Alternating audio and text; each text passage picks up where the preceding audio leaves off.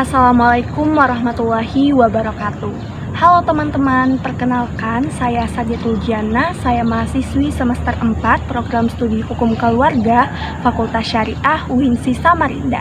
Nah teman-teman, pada kesempatan kali ini saya akan menjelaskan peran Bapas dalam menangani kasus pelecehan seksual pada anak.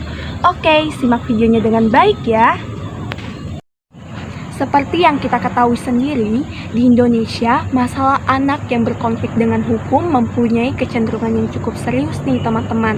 Sepanjang tahun 2021 lalu, KPAI itu mencatat bahwasanya sebanyak 126 kasus anak berhadapan dengan hukum sebagai pelaku kejahatan.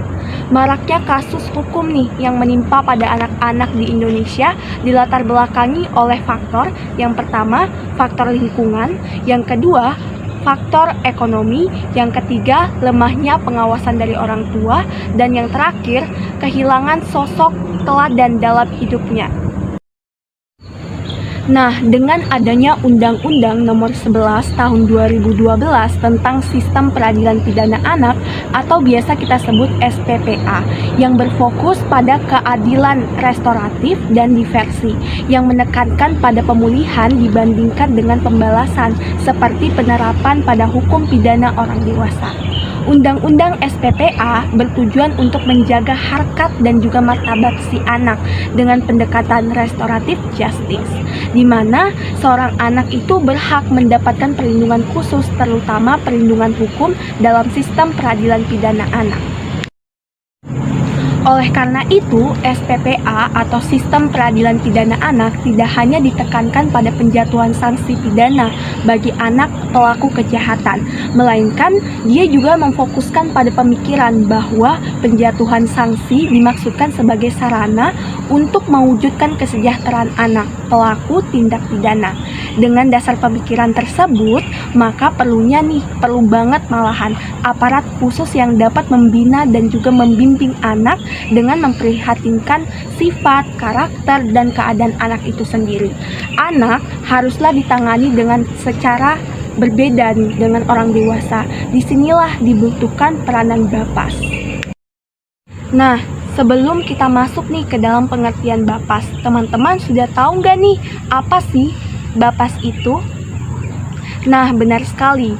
Bapas itu adalah singkatan dari Balai Pemasyarakatan. Balai Pemasyarakatan adalah salah satu pihak yang terlibat selama proses peradilan anak yang berkonflik dengan hukum, dari awal anak ditangkap hingga anak menyelesaikan masa hukumannya. Nah, Bapas sendiri secara umum terbagi menjadi 3 tahapan nih teman-teman. Yang pertama, tahap pra-adjudikasi. Yang kedua, tahap adjudikasi. Dan yang ketiga, tahap post-adjudikasi.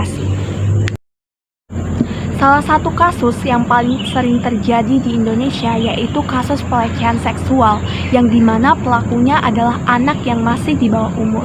Contoh kasusnya yaitu kasus pelecehan seksual sesama jenis yang terjadi di kawasan Karangtengah, Cianjur, Jawa Barat.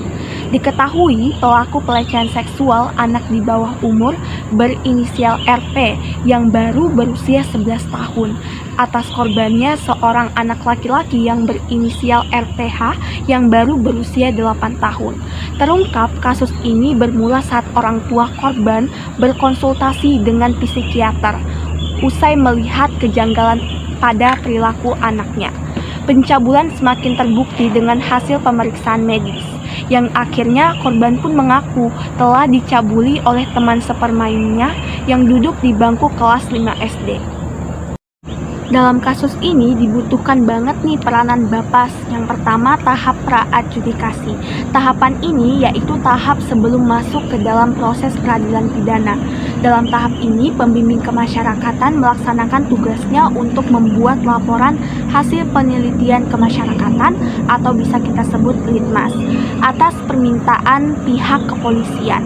Dalam melakukan proses penelitian di lapangan, pembimbing kemasyarakatan dituntut untuk membuat laporan berdasarkan fakta, informasi yang secara akurat, objektif tentang latar belakang terjadinya suatu masalah dan pribadi pelaku.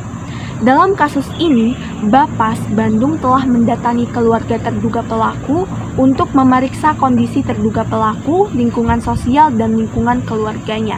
Dikatakan, hasil dari pemeriksaan tersebut telah diserahkan Bapas Bandung kepada penyidik Polres Cianjur untuk menentukan langkah selanjutnya. Kemudian tahap kedua yaitu tahap adjudikasi. Nah, setelah laporan hasil penelitian kemasyarakatan selesai dibuat, maka akan diserahkan ke pihak penyidik Polres Cianjur, yang selanjutnya akan diberkaskan guna dilimpahkan kepada jaksa penuntut umum di pengadilan negeri. Apabila jaksa penuntut umum telah selesai melakukan pemeriksaan terhadap pelaku, maka selanjutnya kasus tersebut akan didaftarkan ke pengadilan.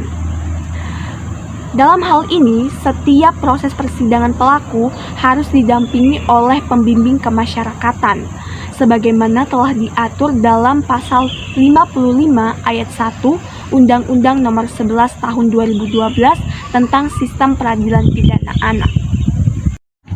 Selanjutnya, tahap terakhir yaitu tahap post-adjudikasi. Ini adalah tahapan setelah adanya putusan pidana yang telah diputuskan oleh hakim. Dan dalam kasus ini, pelaku pelecehan seksual ditetapkan sebagai tersangka dan dikenakan atau diikutsertakan rehabilitasi dalam program pendidikan, pembinaan, dan pembimbingan di instansi pemerintah atau LPKS, instansi yang menangani bidang kesejahteraan sosial, baik di tingkat pusat maupun di tingkat daerah, paling lama 6 bulan. Sesuai dengan ketentuan pasal 21 ayat 1 huruf B Undang-Undang Republik Indonesia Nomor 11 Tahun 2012 tentang Sistem Peradilan Pidana Anak SPPA yang berbunyi mengikutsertakannya dalam program pendidikan, pembinaan, dan pembimbingan di instansi pemerintah atau LPKS di instansi yang menangani bidang kesejahteraan sosial baik di tingkat pusat maupun di tingkat daerah, paling lama 6 bulan. Nah, teman-teman, dalam kasus sebelumnya kita bisa melihat nih bahwa Bapas atau Balai Pemasyarakatan itu mempunyai peranan yang sangat penting dalam upaya mewujudkan terpenuhinya hak setiap anak atas kelangsungan hidup, tumbuh, dan berkembang, serta atas perlindungan dari kekerasan dan juga diskriminasi. Walaupun anak direhabilitasi sekalipun, tetapi tetap diberikan sarana dan prasarana yang baik dan memadai di Bapas. Selain itu, pada masa rehabilitasi, anak diberikan bimbingan, baik bimbingan mental, pembinaan tentang agama, keterampilan, sampai dengan pembinaan kepribadian. Halo teman-teman, ada info menarik nih selain dari penjelasan tadi, bahwasanya sekarang ini UINSI Samarinda sedang membuka pendaftaran mahasiswa baru tahun 2022. Bagi kalian, khususnya kelas 12, mari bergabung di UINSI Samarinda. Ada banyak banget loh program studi pilihan. Tunggu apa lagi? Ayo bergabung!